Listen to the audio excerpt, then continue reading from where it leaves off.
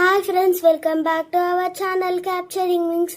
ఇవాళ ఎవరికైతే సబ్స్క్రైబ్ చేయడం రాకపోతే ఈ వీడియోలో గమనించి చూడండి. నేను చూపిస్తాను చూడండి. సబ్స్క్రైబ్ బటన్, అది దాన్ని ఒత్తితే సబ్స్క్రైబ్ అవుతుంది. అది లైక్ బటన్ ఒత్తితే లైక్ అవుతుంది. కామెంట్ బటన్, అందులో మీరు ఏమైనా కామెంట్ చేయాలంటే చేయొచ్చు. షేర్ బటన్, ఏమైనా షేర్ చేయొచ్చు ఎవరికైనా.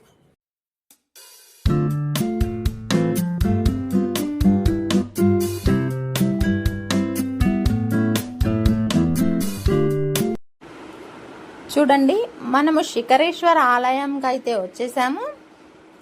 ఇక్కడ మనం పైకి వెళ్ళాలంటే 42 మెట్లెక్కి పైన మనము టెంపుల్ శిఖరేశ్వరుని దగ్గరకైతే వెళ్ళొచ్చు.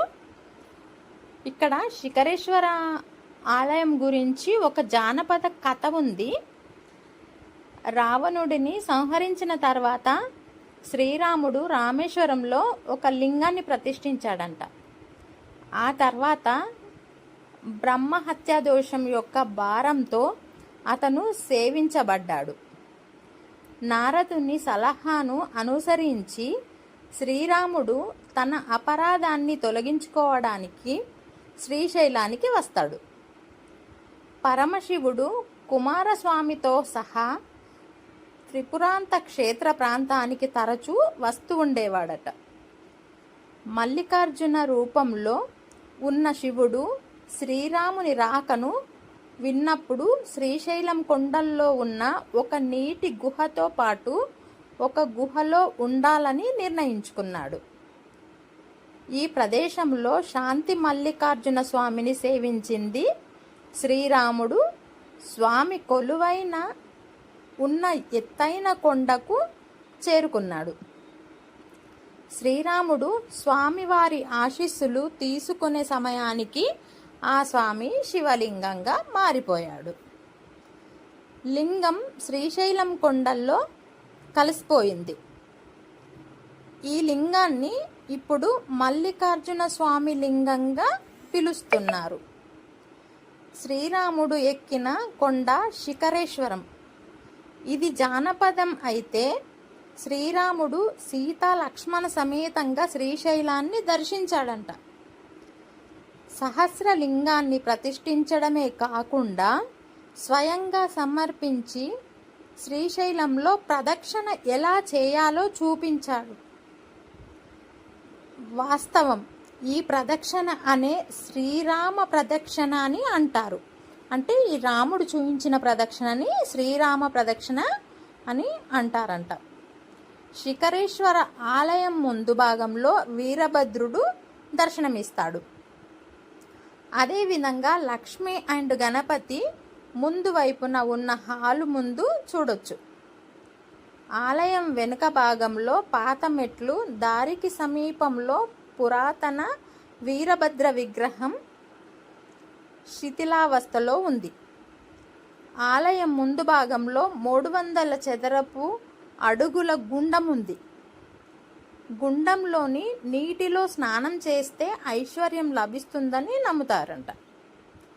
అందుకే దీనికి విభూతి గుండం అని పేరు. మంజరి అనే ప్రఖ్యాత భక్తురాలు కూడా ఒక్కసారి చూస్తే అన్ని పాపాలు తొలగిపోతాయి. కావున భక్తులందరూ దేవస్థానం నిబంధనలను పాటించి శ్రీశైలంలో శిఖరేశ్వరుడు ఉంటే శిఖరంపై ఉన్న శిఖరేశ్వరుని పూజించాలని మనవి. ఎక్కడ? శ్రీశైలంపై ఉన్న శిఖరేశ్వరుని తప్పకుండా పూజించాలన్నట్టు. ఇప్పుడు మనం అక్కడ వెళ్ళినప్పుడు పైన నంది ఉంది కదా, ఆ నంది దగ్గరికి వెళ్ళినప్పుడు మనము ఎలా చూడాలి? అక్కడ మనము మెయిన్ టెంపుల్ ద్వారం అనేది చూడాలి. ఇప్పుడు కుడి చేతు 2 వేళ్ళు ఇప్పుడు అలా పట్టుకొని కుడి చేత్తోని 2 వేళ్ళు పట్టుకొని మనము శిఖరేశ్వరుని, మనం మల్లికార్జున స్వామి ఆలయం శిఖరం చూడాలి. ఆ వేళ్ళ మధ్యలో నుండి చూస్తున్నారు కదా, అక్కడ ఆ 2 వేళ్ళ మధ్యలో నుండి శిఖరం మనకు కనిపించాలి. అంటే మనకు ఇప్పట్లో అయితే కనిపిస్తుందని మనము నమ్మడం లేదు. కానీ మనం ముందు స్టార్ట్ అక్కడ నంది దగ్గరికి వెళ్ళక ముందు ఇక్కడ కింద నిలబడి కొద్దిగా గమనించుకోవాలి. గమనించుకున్న తర్వాత మనం అక్కడ పోయి చూస్తే మనకు మంచిగా కనిపిస్తున్నది. మేము చాలామంది మేము వెళ్ళాము, అక్కడ వాళ్ళందరూ చూశారు. మేము కింద నిలబడి ఫస్ట్ గమనించుకున్న తర్వాత అక్కడ శిఖరంకు వేళ్ళు పెట్టి చూసేసరికి మాకు కనిపించింది. అందుకే మీరు కూడా అలా గమనించుకొని అక్కడికి వెళ్ళి మీరు చూడండి. ఇది వీరభద్రస్వామి టెంపుల్. ఇది కొత్తది వీరభద్రుడు. ఇది వినాయకుడు. ఇక్కడ వినాయకుడు టెంపుల్ చిన్నది. ఇది పాతది వీరభద్రస్వామి టెంపుల్. ఇక్కడ ఇది పాతది అన్నట్టు. చూడండి గైస్, నా వీడియో నచ్చినట్టయితే లైక్ చేయండి, షేర్ చేయండి, సబ్స్క్రైబ్ చేయండి. తర్వాత వీడియోలో కలుద్దాం.